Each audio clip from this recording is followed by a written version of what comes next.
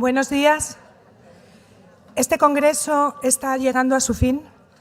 Nos vamos todos para casa con una, creo, inyección de motivación para poner en práctica un montón de cosas en el aula. Y hoy tengo el honor de presentaros a 3 magníficos ponentes durante toda la jornada. Cuando termine esta ponencia y a la hora del descanso, los 3 ponentes podrán firmar los libros que están fuera, junto con donde está Rosa María Iglesias. El primer ponente que os voy a presentar es Rafael Guerrero Tomás, licenciado en Psicología Clínica de la Salud de la Universidad Complutense de Madrid y doctor en Educación. Rafael Guerrero ha dedicado gran parte de su carrera profesional a la investigación, al ejercicio clínico y a la docencia en la Facultad de Educación en la Universidad Complutense de Madrid. Es director de Darwin Psicólogos y experto en TDAH. Muchos de vosotros lo conoceréis porque ha participado en el proyecto del BBVA y en el país de Aprendemos Juntos, hablando precisamente de educación emocional. Y precisamente hace muy poquito tiempo, ha publicado un libro llamado Educación emocional y apego, en el que aborda las bases de una buena gestión emocional y para la que se ha rodeado de grandes expertos, muy conocidos por vosotros porque han pasado por nuestros congresos, como está Mar Romera, que la veremos al final de la jornada, Begoña Ibarrola o Álvaro Bilbao. Sin más, os presento a Rafael Guerrero Tomás.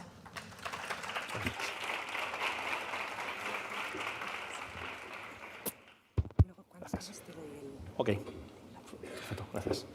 Hola, buenos días. Yo me vengo aquí abajo con vosotros, con vosotras. Bueno, ¿cómo estáis? Muy bien, de domingo, ya acabando el congreso, ¿no? Bueno, en primer lugar, me gustaría agradecer a María Ángeles su cariñosa presentación. Muchas gracias. Agradecerle a Juan, que hace unos cuantos meses me invitó aquí al congreso de AMEI. Para mí es un verdadero placer estar aquí con todas vosotras, con todos vosotros. Y bueno, estar rodeado de gente implicada que ha estado invirtiendo 3 días en formación. Así que bueno, felicitaros a todas las presentes y dar las gracias, por supuesto, a AMEI por su invitación. Además coincido aquí con grandes amigos, como son Fran, que viene a continuación de mí, con Aitor, que ayer os hizo bailar. Yo no os voy a hacer bailar, pero Mar Romera, en fin, bueno, es un verdadero placer estar aquí. Yo tengo una horita para hablar de neuro. Vamos a empezar la mañana del domingo de una manera potente, de una manera fuerte, hablando de neuroeducación. Es fundamental, es imprescindible, aquí os dejo, no sé si la presentación no, a ver si va pasando, la podéis ir viendo. La idea es que vayamos viendo cómo evoluciona el cerebro. Cómo evoluciona el cerebro tanto en lo que ha sido la evolución de la especie humana, como cómo evoluciona el cerebro a lo largo del desarrollo del niño. Entonces, lo que vamos a hacer en esta horita, de manera así en carpeta zip, ¿no? Lo que vamos a hacer es ir desarrollando estas fases por las cuales pasa el niño.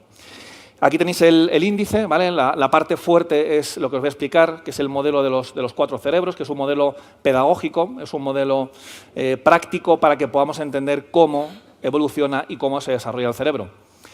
Todas las personas que estamos aquí nos dedicamos a la etapa de infantil y aparte también podemos compaginarlo con la tarea de ser madre y de ser padre. Y yo siempre digo que tener nociones básicas, por lo menos mínimas, de cómo evoluciona y de cómo se desarrolla el cerebro es fundamental. Si no conocemos cómo evoluciona el cerebro, no sabemos qué cosas podemos pedirles a nuestros alumnos, qué cosas podemos pedirles a nuestros niños y cuáles no. Por tanto, en lo que me voy a centrar, como veis ahí, la parte más amplia de mi exposición, tiene que ver con este modelo de los 4 cerebros, ¿no? para acabar con dos metáforas, para acabar con dos maneras de explicarles tanto a nuestros niños como a los padres de nuestros niños cómo se desarrolla el cerebro, ¿vale? Bueno, ¿os parece bien lo que os propongo? Si no, lo cambio, ¿eh? Vale, pues venga, vamos con ello.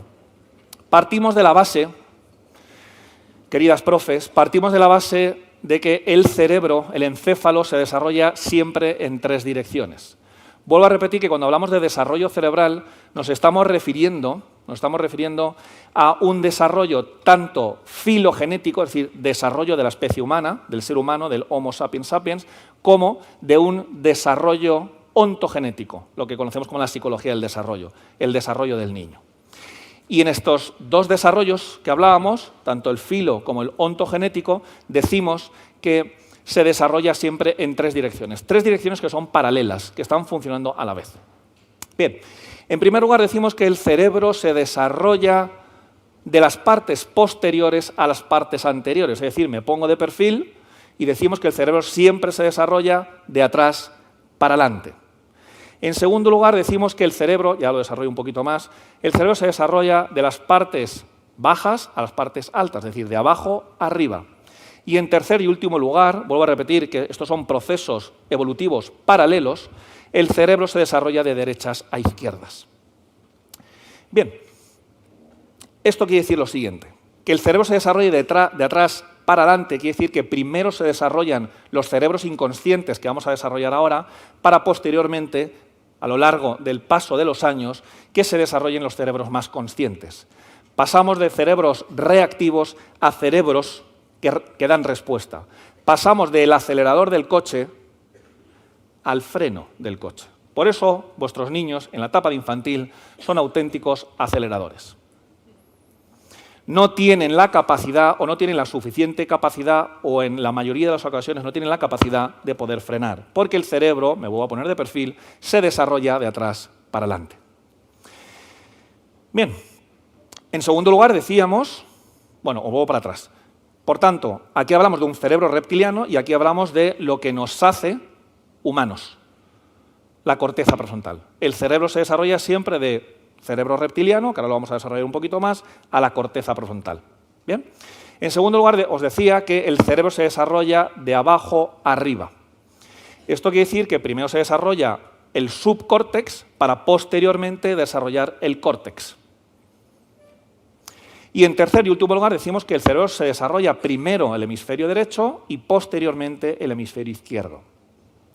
Cuando digo que primero se desarrolla una zona y luego otra, no quiere decir que la zona que aún no se ha desarrollado está vacía dentro de lo que es el cráneo.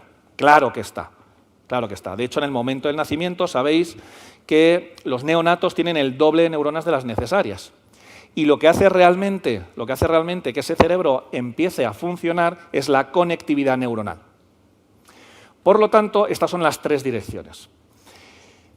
Os he comentado cuál es la primera parte del cerebro que se desarrolla y cuál es la última, pero fijaos qué curiosidad, o no, que la segunda parte en desarrollarse en cada una de las tres direcciones, la segunda parte es siempre la que acaba dominando a la primera. Y rebobino la película. Decíamos que el cerebro se desarrolla de atrás para adelante, es decir, del complejo reptiliano, que ya está preparado en el momento del nacimiento, a un cerebro ejecutivo, la corteza prefrontal. Pero es que con el paso de los años conseguimos que el cerebro ejecutivo controle y se ponga por encima y tenga mayor poder sobre el cerebro reptiliano. Decíamos que el cerebro se desarrolla de abajo arriba, pero es que en la evolución llegamos a la conclusión de que finalmente el córtex termina dominando al subcórtex. Y en esa tercera dirección decíamos que el cerebro se desarrolla de hemisferio derecho a hemisferio izquierdo, pero en la sociedad que tenemos montada, en las familias y en los colegios, generalmente el hemisferio izquierdo llega a controlar el hemisferio derecho. Por eso suelo decir que vivimos en una sociedad de izquierdas. Porque el hemisferio izquierdo, el lenguaje, la razón, la lógica, la matemática, lo lingüístico, tiene muchísima más importancia, desgraciadamente, que la parte derecha, lo emocional, lo artístico. Bien, sabiendo que estas son las tres direcciones, llegamos a la conclusión, los estudios científicos llegan a la conclusión de que si queremos, que es uno de los objetivos que perseguimos con todos nuestros alumnos, si queremos que logren una buena capacidad de autorregulación emocional, debemos hacer una correcta integración tanto vertical como horizontal. ¿Cuál es el desarrollo que incluye esta integración vertical? De abajo a arriba, para que las partes superiores, el córtex, termine controlando el subcórtex. ¿Cuál es esa integración de tipo horizontal? De atrás para adelante y de derecha a izquierda. Si somos capaces de integrar correctamente estas tres direcciones, que no siempre se consigue, si somos capaces de hacer esto, el resultado va a ser una gran herencia para este niño, para este adolescente, para este adulto. ¿Conocéis adultos? Claro que sí, es una pregunta retórica. ¿Conocéis adultos que no tienen capacidad de autorregulación emocional? Claro. Esto quiere decir, y no falta que solamente penséis en los que van a first dates. No solamente ellos. Esto quiere decir que no se ha realizado una correcta integración vertical y o horizontal. A nivel neuro vemos esto. ¿Conocéis personas que son muy impulsivas?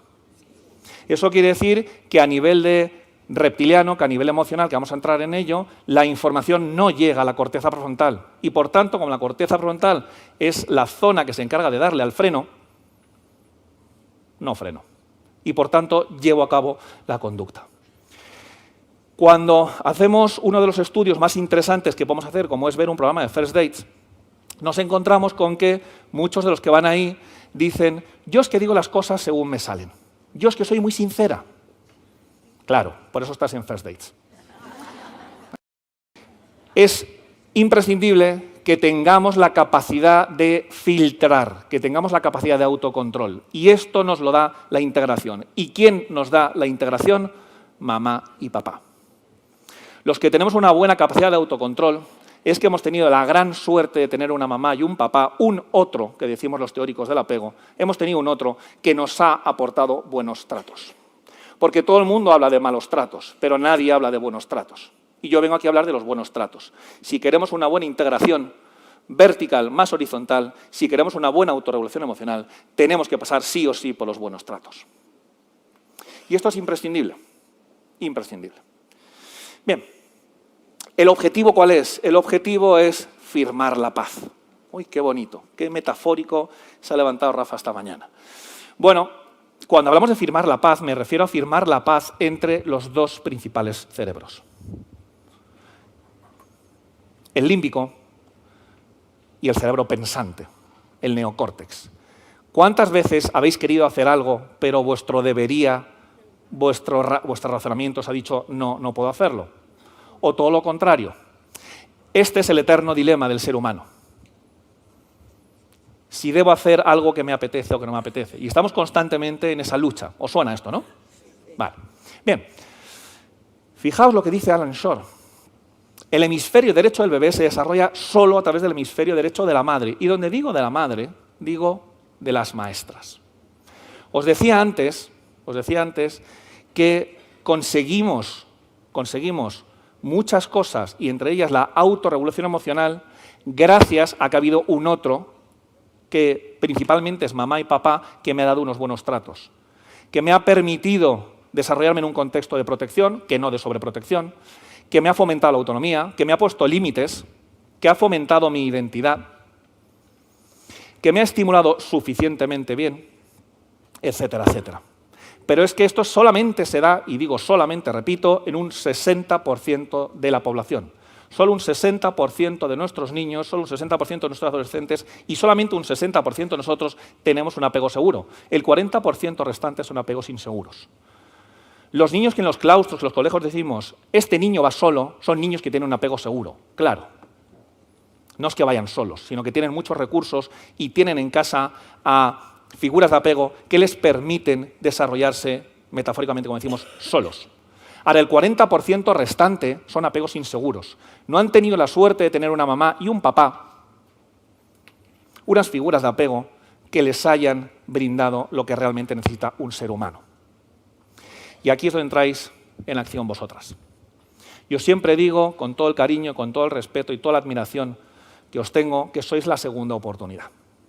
Sois la segunda oportunidad para este 40% de la población. 4 de cada 10 de vuestros niños os necesitan como método, como mecanismo de supervivencia. El 6 de cada 10 van solos, ya lo decís en los claustros, van solos. Funcionan bien, ¿por qué? Porque tienen un buen vínculo con su mamá y con su papá. Pero desgraciadamente hay un 40% de los padres que con muy buenas intenciones no son capaces de dar esta seguridad, de fomentar esta autonomía. Y ahí es donde entráis en escena vosotras. Bien, dicho esto, la buena noticia es que el cerebro siempre tiende a la salud, siempre. A veces me preguntáis, ¿y hay un momento en el cual esto se acaba? No. Está claro que reparar apegos, está claro que reparar un trauma, está claro que reparar una situación dramática, cuanto antes lo hagamos mejor. Pero la buena noticia es que el cerebro siempre está en movimiento hacia la salud mental. Otra cosa es que hay un obstáculo que no le permite acceder, pero siempre está en movimiento. Esto es como cuando un coche se mete en la arena y está dando vueltas y echa para adelante y echa para atrás y no sale de ahí. Bueno, habrá que buscar la madera, habrá que buscar la posición para que el coche pueda salir. Pero el coche siempre está en movimiento. Lo mismo pasa con el cerebro. Esa es la gran noticia. No hay ventanas plásticas para esto. Los clínicos estamos constantemente reparando apegos independientemente de la edad de la que estemos hablando de nuestros pacientes. Esa es la buena noticia. Bien, dicho esto, a modo de introducción, entramos en lo que es el modelo de los 4 cerebros. ¿Bien? Este modelo, que es un modelo pedagógico que he ideado para poder explicaros cómo funciona el cerebro, está basado en la teoría del cerebro tribuno de Paul MacLean, que tiene unos cuantos años, y que yo utilizo, porque para mí la neuro es fundamental. Creo que todas las respuestas a nuestras preguntas están en la neuro, están en nuestro cerebro, en nuestro encéfalo, y están en la supervivencia, porque absolutamente todo lo que hacemos está en pro de la supervivencia. Entonces, este modelo se basa en 4 cerebros. Yo sé que el sistema nervioso, el cerebro, el encéfalo, es un órgano muy complejo, pero voy a intentar hacerlo lo más práctico y lo más sencillo posible, ¿vale? Por eso os lo voy a explicar este modelo y luego vamos a acabar con 2 metáforas para que lo entendáis lo mejor posible, ¿vale? Bien, este modelo se basa en 4 cerebros. Tenéis que activar vuestro lado metafórico, ¿vale?, para poder entenderlo. Entonces hablamos de 4 cerebros que se desarrollan en este orden. Primero se desarrolla el rojo, luego se desarrolla el verde, luego se desarrolla el azul y en último lugar se desarrolla el amarillo. Estoy seguro que la mayoría de vosotros ya estáis identificando zonas concretas, ¿no? Bien, vamos con ello. El primer cerebro que se desarrolla es el cerebro rojo. Vuelvo a repetir que estos desarrollos que os estoy contando, que os estoy explicando, son desarrollos que se equivalen con el desarrollo filogenético, desarrollo de la especie, y desarrollo ontogenético, desarrollo del individuo, desarrollo de vuestros niños. Este es el cerebro del reptil. Por eso decimos que este es el cerebro que actúa, o este es el cerebro que reacciona. La localización del cerebro rojo está aquí atrás, en la nuca. ¿De acuerdo? Y lo que codifica este cerebro rojo es supervivencia. La localización anatómica es tronco encefálico y cerebelo. Pero la función básica, como os pongo ahí, es la supervivencia. Y aquí hablamos de las 3 Fs, lo que los ingleses llaman las 3 Fs, que es el fight, fly y freeze. Es decir, cada vez que nuestro cerebro rojo detecta que hay un peligro, lo que nuestro cerebro hace es poner en marcha una de estas 3 respuestas. Reacciones, diríamos. Es decir, la lucha, la huida o la parálisis. Cuando todos conocemos, desgraciadamente, el caso de la manada y los muchos casos de manada que se están dando, desgraciadamente, en España. Cuando una persona entra en una situación de colapso, una situación donde su vida corre peligro, se activa el cerebro rojo. Esta pobre chiquita de los Sanfermines, en esa situación, puso en marcha su cerebro reptiliano, como cualquiera de nosotros lo pondríamos. En ese momento, lo primero que hace una persona es apelar a la empatía y apelar a la humanidad del atracador y del violador. Desgraciadamente, esta opción casi nunca surte efecto. Una vez que ese cartucho está quemado, pasamos a las 3 Fs. Y entonces esta pobre chiquilla intentó huir, no pudo. Esta pobre chiquilla intentó luchar contra los 5, no pudo. Por tanto, la tercera y última opción que le quedó, igual que nos hubiese quedado a nosotros, fue la parálisis. Es una auténtica pena y es una auténtica aberración que nuestros jueces, que nuestro sistema judicial no esté formado y no estén formados en la teoría del trauma.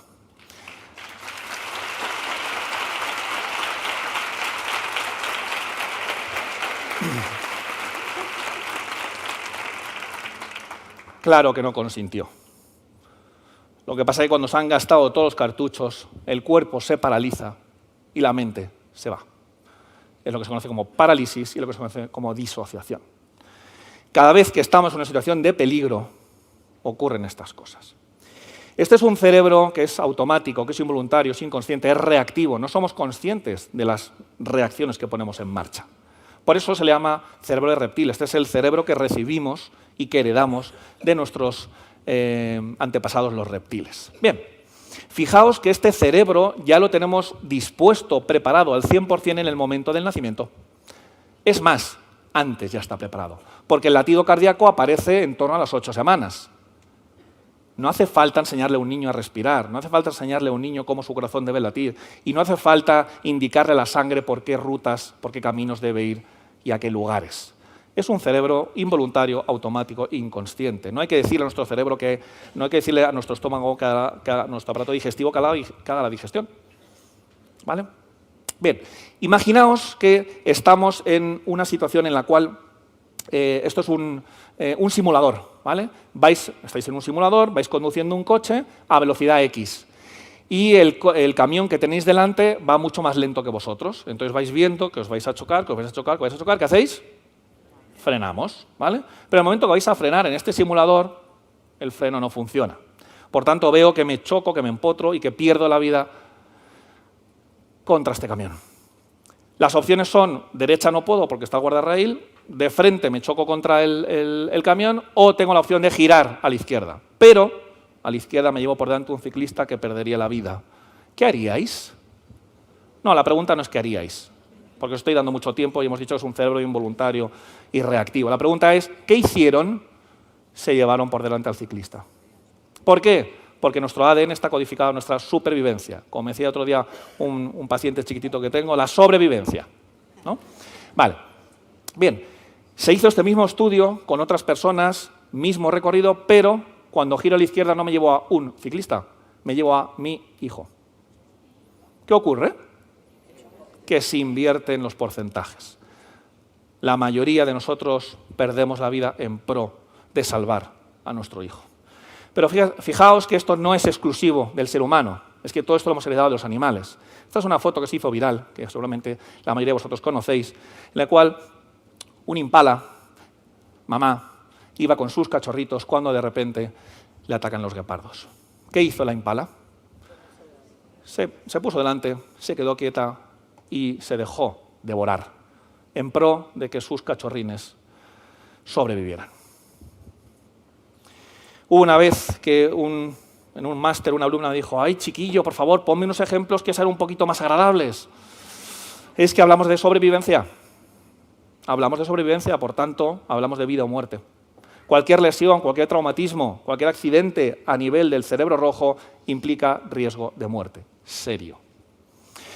Bien, estas son las funciones que hemos comentado del cerebro reptiliano y solamente lo voy a lanzar al aire para que lo reflexionemos. Vaya, qué casualidad que cuando castigamos a nuestros hijos y cuando castigamos a nuestros alumnos, estas son las consecuencias que aparecen.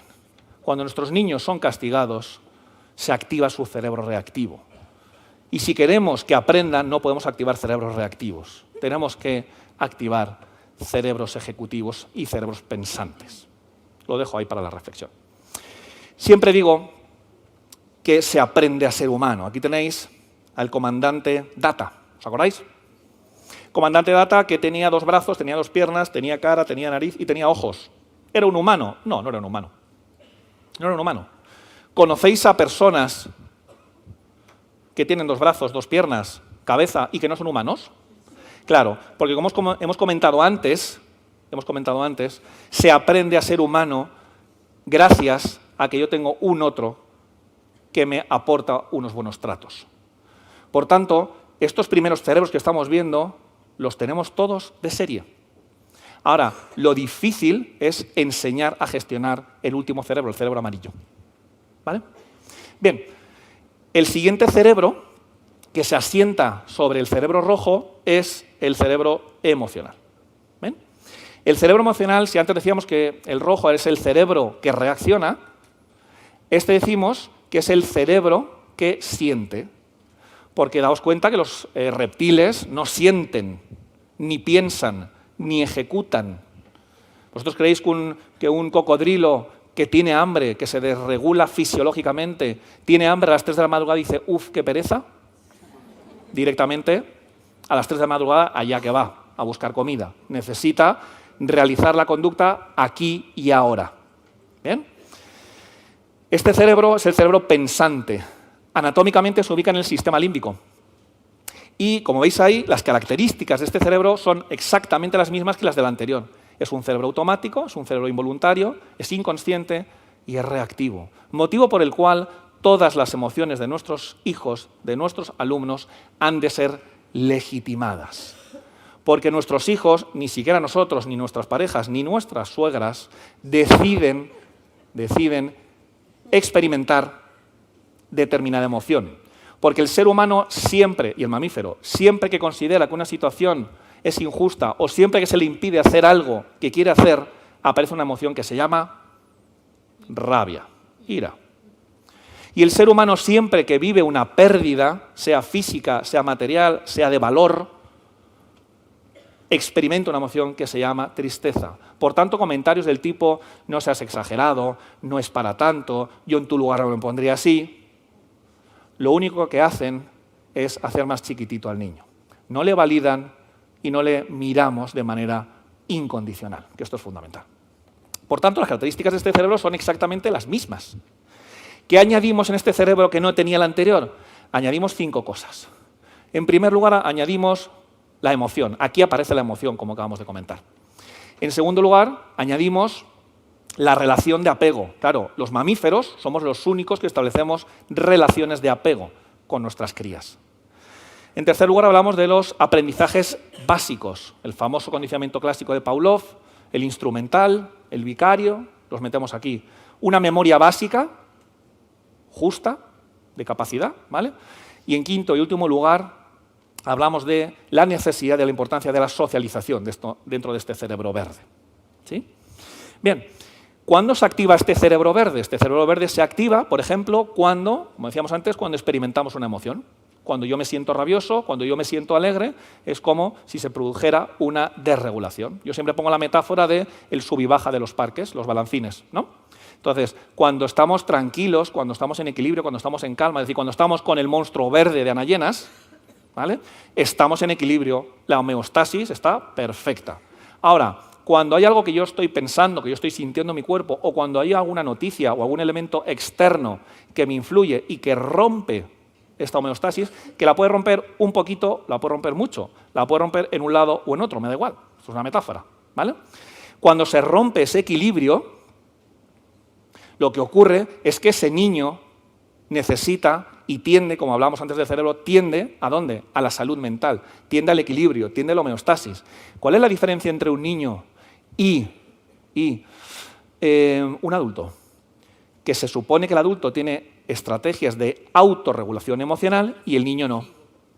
Por eso, el niño necesita sí o sí ser heterorregulado. Por eso, métodos como ponte mirando a la pared, vete a la silla de pensar, no sirven para absolutamente nada, porque el niño no sabe pensar, porque el niño no sabe razonar. Estamos hablando de vuestras edades. ¿Qué hay que hacer? Hay que ayudarle a pensar, hay que ayudarle a razonar y hay que ayudarle a hilar. Y esto es un proceso de heterorregulación. Si yo quiero que el día de mañana mi hijo, mi alumno, estoy en fase 3, ahora vamos para atrás, si quiero que en fase 3 mi hijo, cuando sea adulto, sea capaz de autorregularse, es decir, que cada vez que esté así, se devuelva a sí mismo así, a este equilibrio, ¿vale? Es necesario que, previo paso, fase 2, hay un momento en el cual los otros significativos, es decir, mamá, papá y vosotras, hagáis ese proceso de que cada vez que esté desregulado yo te voy a heterorregular. ¿Durante cuánto tiempo? Durante décadas. Yo diría durante toda la vida. Pero para que yo te pueda heterorregular a ti, es decir, para que yo te pueda devolver a ti al equilibrio, porque tú no tienes estrategias, yo tengo que ser capaz de autorregularme. Y esto es matemática pura. Matemática pura. Si yo como padre no tengo capacidad, no tengo estrategias de autorregulación, no puedo pretender que mi hijo el día de mañana se autorregule. ¿Por qué? Porque previamente no voy a ser capaz de heterorregularle a él. Claro, y es que si vamos retrocediendo, si resulta que es que mi hijo el día de mañana va a ser capaz de autorregularse porque yo le estoy heterorregulando, porque yo soy capaz de devolverme a mí mismo al equilibrio, no digo en el 100% de las ocasiones, esto solo lo hacen los tronistas de mujeres, hombres y viceversa. Nosotros no, nosotros somos humanos, ¿vale? Pero hablamos de un 50, un 60, un 70% de las ocasiones. Vale. Esto quiere decir que a su vez, y vuelvo a iniciar un ciclo, mi mamá y mi papá, es decir, los abuelos de mi hijo, me aportaron unos buenos tratos y me enseñaron estrategias de autorregulación. Y si ellos lo hicieron conmigo, quiere decir que mis abuelos lo hicieron con mis padres. Y si los abuelos, atapuerca. Claro, es que esto es transgeneracional. Estamos hablando de relación de apego, estamos hablando de autorregulación, estamos hablando de algo que es involuntario, automático, inconsciente, reactivo. Ahora, que sea reactivo y que la información vaya de atrás para adelante, no quiere decir que rienda suelta, porque vivimos en una sociedad y porque hay que tener filtro y porque hay que aprender a autorregularse, hay que aprender a autogobernarse, como vamos a ver ahora en el cerebro amarillo. Bien, las amígdalas cerebrales, como bien sabéis, son amígdalas cerebrales, ¿vale? Claro, no confundamos con las amígdalas que nos han quitado de pequeños, porque siempre digo que las amígdalas cerebrales son imprescindibles para la supervivencia, y cuando digo esto, digo que no existe la vida sin amígdalas cerebrales, siempre alguien empieza a palidecer, ¿vale? Pensando que lleva 30 años de su vida sin amígdalas y que es el único caso en la historia que alguien ha sobrevivido sin amígdalas. Hablamos de amígdalas cerebrales, ¿vale? Tenemos dos, la de hemisferio derecho y el hemisferio izquierdo, ¿vale? Bien, estas amígdalas lo que hacen es codificar emociones, sobre todo emociones desagradables. Hablamos de tristeza, hablamos de rabia y hablamos de miedo. Por tanto, cada vez que nuestros hijos sienten miedo, se hiperactiva la amígdala. Cada vez que nos sentimos tristes nosotros, se nos hiperactivan las amígdalas. Solamente se aprende, y esto no lo ha demostrado la neurociencia, solamente se aprende con una suficiente activación de las amígdalas. No aprendemos con una hipoactivación, pero tampoco aprendemos con una hiperactivación. Todos hemos pasado, desgraciadamente, por profesores que no han generado contextos de protección, que no han generado contextos de seguridad y, por tanto, nos han hecho sentir muy mal en clase. Os suenan estos profesores, ¿verdad? ¿Vale? ¿Qué han hecho? A nivel neuro, nos han hiperactivado las amígdalas. Y con una amígdala hiperactivada no hay aprendizaje, solamente hay supervivencia.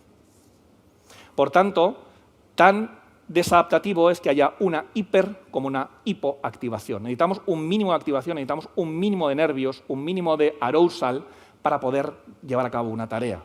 Pero pasado ese nivel óptimo, el rendimiento vuelve otra vez a bajar. Por tanto, es como si fuese una curva en forma de N, ¿no? Bien, ¿qué ocurriría? Ya os he dado la clave. ¿Qué ocurriría si cogemos a un mamífero, como es una rata, y le extirpamos las amígdalas cerebrales? Pues que muere, que tiende a la muerte. Tarde o temprano tiende a la muerte. ¿Por qué? Pues porque hemos dicho que las amígdalas cerebrales es el lugar que se hiperactiva cada vez que detectan que hay un peligro. ¿Y qué son las emociones? Las emociones no son más que información que recibimos del entorno o de nuestro cuerpo.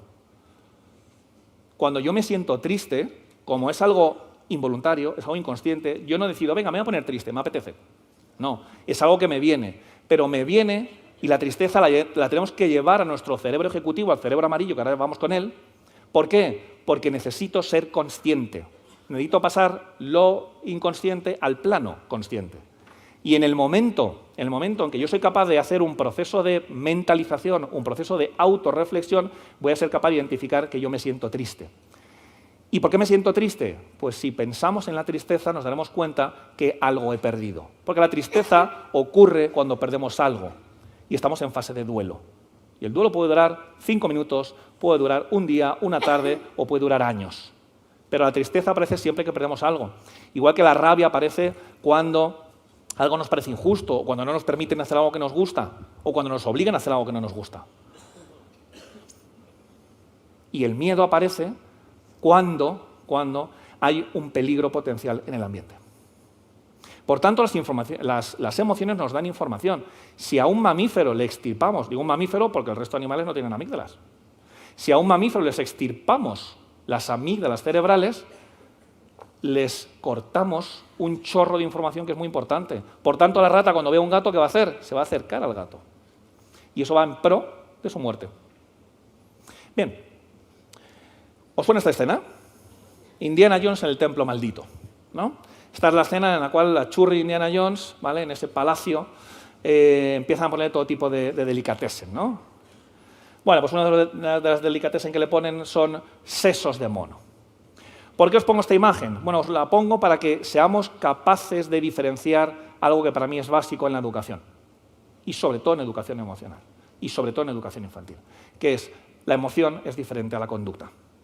Que yo me sienta rabioso, y vuelvo a repetir, las emociones ocurren de manera irremediable, yo no decido sentirme rabioso, simplemente he recibido esa información, porque hay algo que me parece injusto, o no me permiten hacer algo que quiero, o me obligan a hacer algo que no quiero, o necesito decir no, ahí aparece la rabia. Que yo me sienta rabioso y que la rabia me invite a agredir, a insultar, a atacar, eso no quiere decir. La rabia, por supuesto, que es legítima, siempre. Las emociones siempre son legítimas. Pero eso no quiere decir que la conducta sea justificada. Que mi hermana me empuje y yo me sienta rabioso porque me siento mal tratado por mi hermana y que aparezca en mí, en mi sistema límbico, que yo no controlo, ojo, no controlo si aparece o no aparece una emoción, que aparezca en mí una emoción que se llama rabia, es legítimo.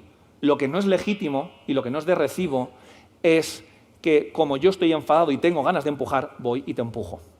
Por eso la emoción es cerebro verde y por eso la conducta voluntaria, la conducta autorregulada es cerebro amarillo. Yo no tengo que enseñarle a mi hijo qué es lo que tiene que hacer cuando se siente rabioso, porque en el momento del nacimiento ya lo sabe de manera innata. No es un aprendizaje, es algo innato, está en el ADN. No hay que enseñar a los niños qué caras tienen que poner y qué tiene que hacer su cuerpo cada vez que se sienten tristes. Yo no digo a mi hijo, cariño, cada vez que te sientas triste pones esta carita. No, no hace falta. Ya es un aprendizaje con el cual vienen. Más que un aprendizaje, es algo innato. Ahora, lo que sí que hay que enseñar a nuestros hijos es a ser humanos. Y ser humanos implica trabajar con su cerebro amarillo. Y por tanto nosotros, como padres, nosotros como madres, nosotros como educadoras, nuestra tarea consiste en ejercer durante los primeros años de cerebro amarillo de nuestros niños para que posteriormente les podamos permitir que se autorregulen y se autogestionen. Ese es el trabajo educativo. Ese es el trabajo educativo. Por tanto, la emoción es legítima siempre, siempre, la conducta voluntaria no siempre. Comprendo que estás muy enfadado porque tu hermana no quería jugar contigo o porque tu hermana te ha empujado, pero no me parece nada bien que la hayas empujado o la hayas insultado. Diferencio de manera explícita, de manera clara, lo que es la emoción y lo que es la conducta. No te hago responsable de tu emoción, pero te hago responsable, te señalo y te critico tu conducta voluntaria. Tenemos que ir en pro de todo esto. ¿Bien? El otro día recibía en consulta, primera sesión, a un chiquitín, 9 años, diagnosticado de TDAH. La verdad que estoy muy contento porque ha dado un paso adelante, ya viene a consulta con una gran capacidad de identificación de la emoción. Él es consciente, es TDAH subtipo impulsivo hiperactivo, y él es muy consciente de cuándo se le va de las manos. Él es muy consciente cuándo está secuestrado por la amígdala. ¿Vale? Y él sabe, él me decía, Rafa, me doy cuenta, sé que cuando estoy muy enfadado, sé lo que voy a hacer, pero no puedo controlarlo, no puedo pararlo. Él identifica la emoción, pero me dice, mi cerebro amarillo no está suficientemente desarrollado. Claro, es que está diagnosticado de TDAH. El TDAH es un enlentecimiento en el desarrollo cerebral y, por tanto, si el cerebro se desarrolla de atrás para adelante, en el TDAH, que los estudios hablan de un 30-35% de desfase cronológico, pues imaginaos. Y le decía, fenomenal, entonces ¿de quién es la culpa? Y me decía, la culpa es mía. ¿Ah? ¿La culpa es tuya? Y dice, sí, porque claro, no debería hacer eso. Y luego me siento muy mal. Y le dije, pues no, la culpa no es tuya. Digo, mira, en primer lugar te voy a decir una cosa, no creo en la culpa. La culpa está orientada al pasado, la culpa está orientada a hacernos sentir mal y nosotros tenemos que mirar hacia adelante. Digo, me gusta mucho más hablar de responsabilidad. Dice, vale, Rafa, pues entonces la responsabilidad es mía. Le dije, voy a ir más allá. Primera consulta con él, ¿eh? Digo, voy a ir más allá. Digo, la responsabilidad no es tuya. ¿Cómo que no es mía? No es tuya. ¿Y sabéis por qué le dije que la responsabilidad no era suya? Porque este es el ejemplo que le ponía, esto es como si yo le pedía a él, o como si yo os pido a vosotras, que cada vez que estornudéis, que no cerréis los ojos. Claro, porque como cerréis los ojos, os voy a dar descargas eléctricas. Indefensión aprendida. Y le dije, la responsabilidad no es tuya. Hoy, y le dije el día en el que estábamos, no recuerdo qué día fue de esta semana pasada, hoy no es tu responsabilidad. Dentro de unos meses lo será. ¿Por qué no es su responsabilidad? Porque no tiene otro recurso, no tiene otra habilidad, no tiene otra manera de enfocar esa rabia. Cuando yo le estoy exigiendo a mi hija de 6 meses que corra por el pasillo cuando no tiene la capacidad de correr, lo único que hago es hacerla sentir mal. Estoy poniendo ejemplos muy exagerados para que lo veáis. Claro que no eres responsable. Dentro de unos meses, yo le dije, dentro de unos meses cuando vayamos trabajando juntos y yo te dé estrategias, entonces serás responsable. Te voy a tratar con el mismo cariño, te voy a dar los buenos tratos, te voy a aceptar incondicionalmente, siempre. Eso siempre. Pero serás responsable de tus actos. A día de hoy, por muchos 9, 10 años que tengas, no eres responsable. Por tanto, cada vez que aparece un secuestro amigdalar, ocurren estas cosas. Aumenta la adrenalina y la adrenalina nos invita ¿a qué? ¿A la acción o a la inactividad? Y se produce se segrega cortisol, que el cortisol se ubica en corteza prefrontal y nos impide pensar.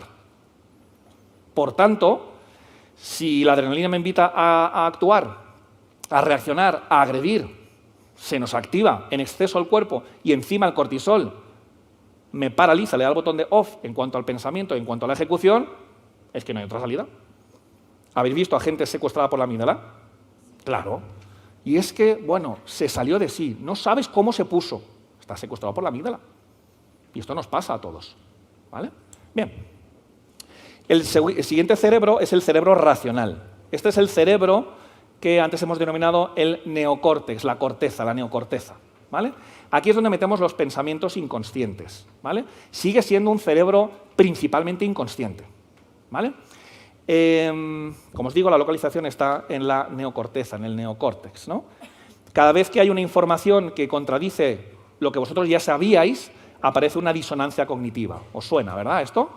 Os dan una información y dicen, uy, a mí esto no me cuadra. Y entonces se produce una desregulación que tenéis que buscar si tenéis que actualizar la información o la información que os han dado era incorrecta, ¿vale? Esto es lo que José Antonio Marina llama la inteligencia generadora, que son las máquinas que no son visibles, que no se ven, de los barcos. Es la que hace al barco avanzar, es la que hace al barco moverse.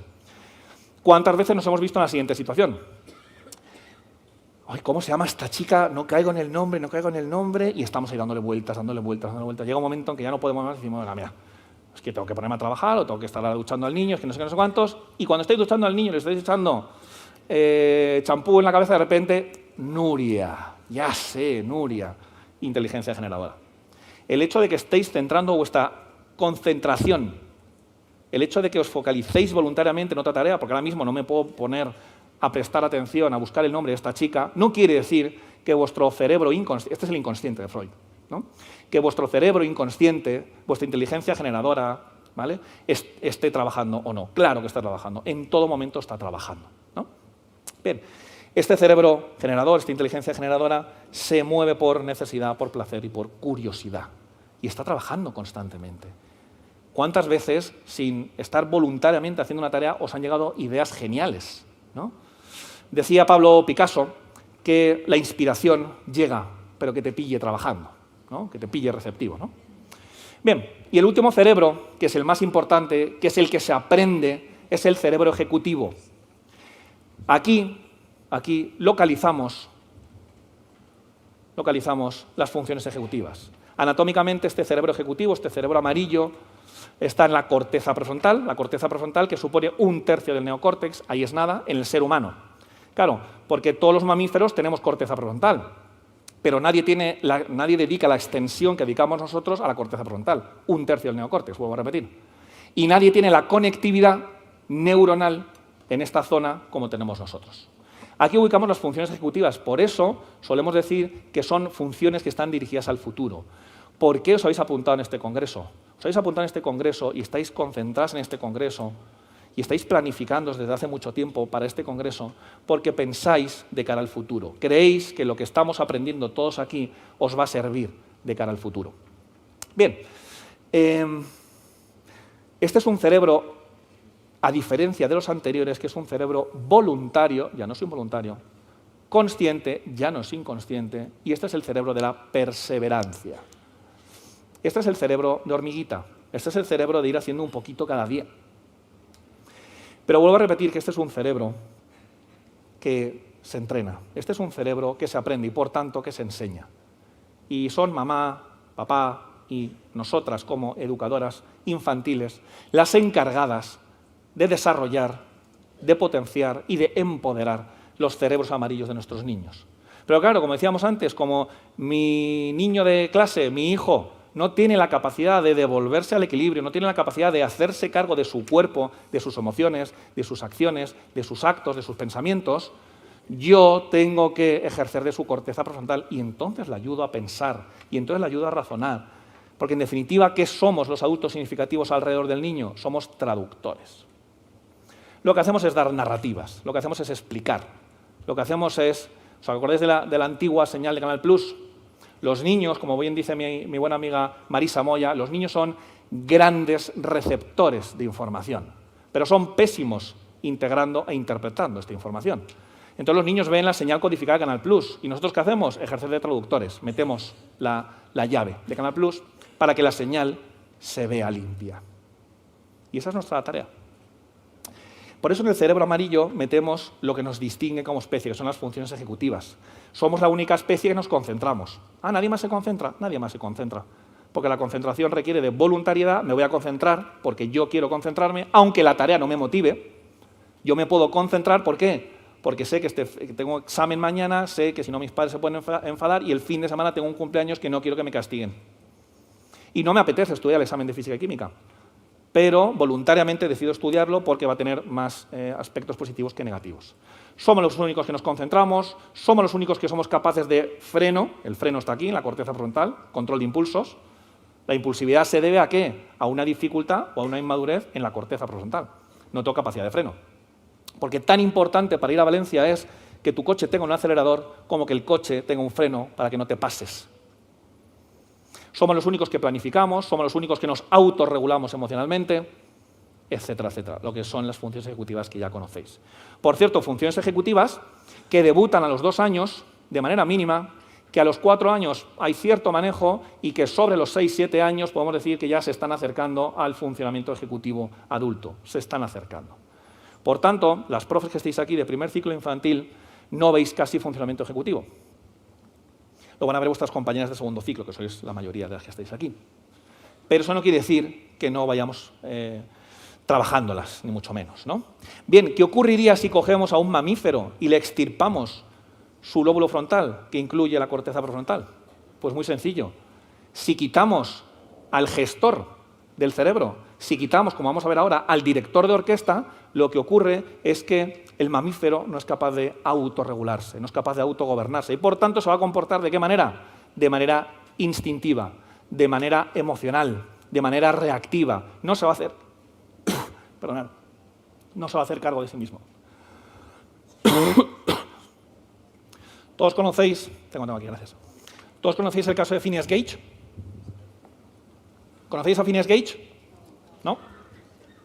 Phineas Gage era un padre de familia,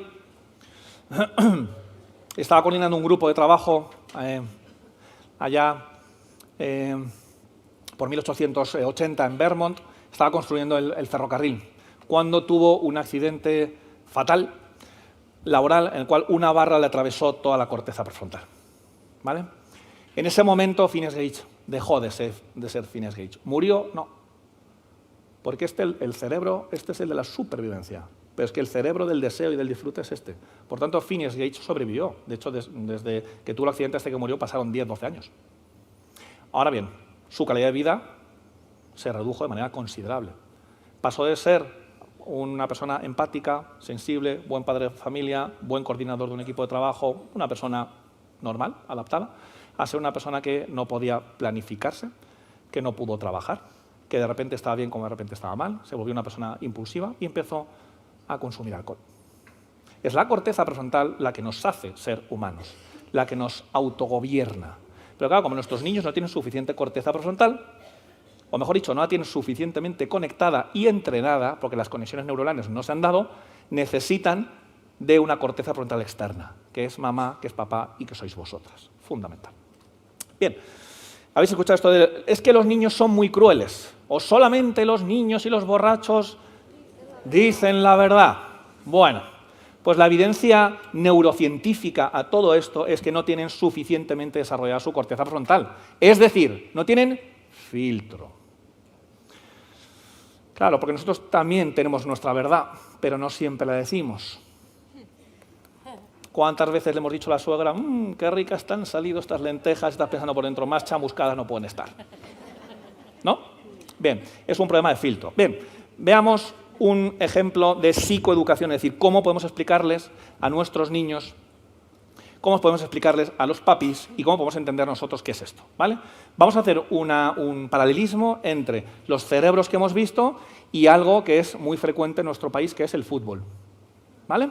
Bien, en el mundo futbolístico, ¿quién sería la corteza prefrontal? ¿Quién sería el cerebro amarillo? ¿Quién se encarga de manejar y de dirigir todo esto? El entrenador, ¿vale? El entrenador es el que se encarga de gestionar, el que decide a quién pone el 11, a quién convoca, a quién no convoca, cuándo se entrena, cuándo no se entrena. Bien. En segundo lugar, ¿quién ejercería de cerebro azul? Es decir, ¿quiénes son los agentes importantes del fútbol? Los jugadores. Y ahí hablábamos del defensa, del portero, del suplente, del utillero. Fenomenal. Y la pregunta ahora es, ¿quién se corresponde con el cerebro verde, con el cerebro emocional? El público, ¿vale? Manolo, el del bombo. ¿Vale? Bien. Vamos a utilizar ahora una metáfora que también me gusta mucho para que podamos comprender, ya en estos últimos minutitos que nos quedan, para que podamos comprender cómo funciona, sobre todo, el cerebro ejecutivo en coordinación con el resto del encéfalo. Bien, aquí tenéis a John Williams, que para los que somos de la década de los 80 es quien ha puesto la banda sonora de nuestra infancia, ¿vale? E.T., Tiburón, Los Goonies, Indiana Jones. John Williams ha trabajado muy de la mano con Steven Spielberg. John Williams es la corteza frontal, es quien se encarga de gestionar. Tan importante para que las bandas sonoras de John Williams hayan significado lo que significan para algunos de nosotros, tan importante es que John Williams esté bien capacitado, que sea un gran coordinador, corteza frontal, como que cada una de las secciones funcionen bien de manera individual y de manera coordinada. Por tanto, tanto los músicos de cada sección como la sección coordinada con las distintas secciones y coordinada a su vez por el director de orquesta son fundamentales para que la pieza suene de una manera celestial. Y ese es el trabajo que hace nuestra corteza prefrontal. ¿Qué hace nuestra corteza prefrontal? Recibe la información desde los cerebros más profundos a los cerebros más conscientes. Por tanto, la corteza prefrontal lo que hace es meter en una coctelera lo que recibimos del cerebro rojo: instintos, reflejos, necesidades físicas. Recibe también información de lo que aparece en el cerebro verde, es decir, la necesidad de socialización o no, y no me apetece socializarme. Recibe información de las emociones, recibe información de aprendizajes básicos. También recibe información del cerebro azul. Los pensamientos más inconscientes, pensamientos y razonamientos, memoria a largo plazo. Y toda esa información le llega a él, que lo mete en una coctelera, que agita y da una respuesta que es voluntaria, que es consciente y que es perseverante. Por tanto, pasamos de cerebros reactivos, aquí atrás, a cerebros que dan respuestas. No es lo mismo la acción de poner la mano en la vitro y quemarme y retirarla reaccionando, porque cuando ponéis la mano en la vitro, ¿pensáis en pros y contras? No, reaccionáis. ¿En pro de qué? De la supervivencia. En cambio, cuando os proponen un plan, o cuando veis un congreso, o cuando veis una jornada, o cuando os proponen un puesto de trabajo, no reaccionáis, no decís sí, salvo que sea el congreso de AMEI, que no hay que pensar nada. Claro, lo pensáis. ¿Y qué hacemos? Pros, contras, puedo, no puedo, me apetece, ¿qué hago con los niños? ¿Quién se puede quedar con ellos? Y todo eso es un proceso ejecutivo. Difícil, muy difícil. Bien, todos conocéis el test del marshmallow, ¿verdad? El test de la golosina. ¿Sí? Bien, os presento a Miguel. Miguel es un niño que tiene 3 años. Y a Miguel lo que hacemos es que lo ponemos en la situación del marshmallow, ¿vale? Le presentamos las nubes, le presentamos la chuche favorita para él y se la ponemos ahí en un platito cerca de él y le decimos, mira Miguel, vamos a hacer una cosa. Yo me tengo que ir a hacer unas fotocopias. ¿Te vas a quedar tú solito aquí? Si eres capaz de no comerte esta nube, cuando vuelva, al acabar de hacer las fotocopias, vas a tener el doble. Bien, y Miguel se queda solo. Ya todos habéis visto vídeos. ¿Vale? ¿Qué ocurre? Vamos a hacer el recorrido. A nivel de cerebro reptiliano dice, qué hambre que tengo. A nivel emocional se empieza a activar y dice, ¡guau! La chucha que a mí no me gusta, las nubes.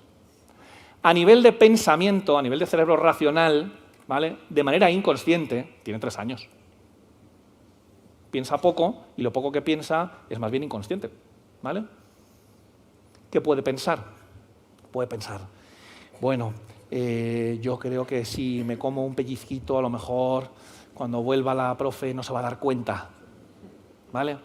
Y entonces, ¿qué ocurre? Que a nivel ejecutivo, ¿vale? A nivel ejecutivo lo pone en marcha y se come un pellizquito, le gusta mucho y se acaba comiendo la chucha entera. ¿Vale? Si a Miguel, en vez de tener 3 años, lo ponemos con 5 años, la capacidad, ya le hemos dado 2 años de margen, ¿vale? A este Miguel para que su desarrollo de la corteza prefrontal haga el mismo recorrido, qué hambre, cómo me apetece, pero cuando llegue a la parte ejecutiva piense y diga, ay, pero espérate un poquito porque vas a poder llevarte el doble. Y entonces ahí es donde se ponen en marcha, que los veis en los vídeos, que son graciosísimos, se ponen en marcha procesos de autorregulación. Y hay quien se pone a cantar, hay quien se da la vuelta, fenomenal. Todo con tal de retrasar la gratificación. ¿Cuál es el problema de Miguel 3 años versus Miguel 5 años, 2 años después? Este. Es un problema de filtro. Miguel no tiene filtro, no tiene suficientemente desarrollada su corteza frontal. Por tanto, es como si se produjera un corte entre los cerebros inconscientes y los cerebros conscientes y voluntarios. Por eso el mejor trabajo que vamos a hacer como docentes es, o la mejor, a veces me preguntáis, ¿y cuál es la mejor extraescolar? Digo, pues una que no está inventada o una que podemos hacer en casa, que es la extraescolar de gimnasio emocional. Y el gimnasio emocional consiste en heterregular emocionalmente. Y el gimnasio emocional consiste en echar pegamento entre los cerebros inconscientes, rojo, verde, azul, con el cerebro amarillo. Esa es la mejor extraescolar que podemos hacer. Y ya para acabar, os explico una metáfora que a mí me gusta mucho, de Daniel Siegel, uno de mis maestros y uno de mis ídolos, el autor del cerebro del niño, para lo cual necesito que cogéis una de vuestras manos, ¿vale? Y voy a repetir que esto es un proceso de psicoeducación, es cómo podemos explicarle a los papás de este niño que le cuesta tanto controlarse, ¿vale? Los 4 cerebros que hemos visto ahora, ¿vale? Entonces, Siegel lo que hace es decir, coge cada uno de estos cerebros y los ubica en una parte concreta de la mano. Y luego vemos qué resultado tiene esto, ¿de acuerdo? Por tanto, lo que Siegel hace es, no hemos hablado aún de ella, ¿no? Pero ni aún vamos a hablar de ella. La médula espinal sería la muñeca, ¿de acuerdo? Y lo que es la palma de la mano sería el cerebro rojo. En el cerebro rojo, ¿qué ubicamos? Los reflejos, los instintos, las necesidades fisiológicas, etcétera, etcétera. Bien. Dedo gordo, ya tenemos la palma. Dedo gordo. El dedo gordo simbolizaría el cerebro verde. Ya hemos visto el rojo, ahora viene el verde. Y aquí metemos, sobre todo, las emociones, que es lo que a nosotros nos interesa, ¿no? De la neuro. Bien. Los 4 dedos de aquí arriba simbolizarían el cerebro azul más el cerebro amarillo. En concreto, los dedos de los extremos, ¿vale? El índice y el meñique serían el cerebro azul, inteligencia generadora, y en concreto los 2 dedos centrales, el anular y el corazón simbolizarían la corteza prefrontal, el cerebro ejecutivo. Por tanto, si meto dedo gordo y cierro mano, me encuentro con un cerebro integrado. ¿Vale? Esto quiere decir, como veíamos antes con la metáfora de John Williams, esto quiere decir que este niño, no digo durante todo el día, pero una buena parte del día es capaz, o un porcentaje importante, un 50, un 60, un 70% de las ocasiones, es capaz de recibir información de los 3 cerebros inconscientes, recibirlo a la altura de la corteza prefrontal, coctelera, y doy una respuesta que sea lo más adaptativa posible. ¿Cuál es el problema? El problema es que muchos de nuestros niños tienen los cerebros abiertos la mayor parte del día. Y los niños de la primera etapa infantil, desde luego. Ahora, no pasa nada, esto es un proceso evolutivo. Hay que ser pacientes, por eso os decía al principio que es imprescindible que seamos conscientes de lo que nos aporta el cerebro para que seamos capaces de decir qué pueden hacer y qué no pueden hacer nuestros niños. Seamos conscientes de que nuestros niños, cuanto más pequeños, más tiempo tienen el cerebro abierto. Pero ahí entra la extraescolar, ahí entra este pegamento emocional que tenemos que heterorregularles. ¿Vale? Bien, aquí tenéis las distintas partes que hemos ido comentando, ¿vale? Los 4 cerebros, el rojo, el verde, el azul y el amarillo. ¿De acuerdo? Bueno, todo lo que os he contado está en mis 2 últimos libros, que los tenéis fuera a la venta y, como decía antes, María Ángel estará encantado de poder firmarlos si os apetece, ¿vale? Y os dejo aquí mis redes sociales por si os apetece seguirme. Ha sido un verdadero placer.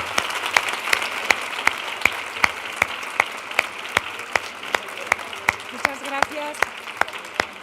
En nombre de AMEI te hago entrega del diploma. Muchas gracias. Por la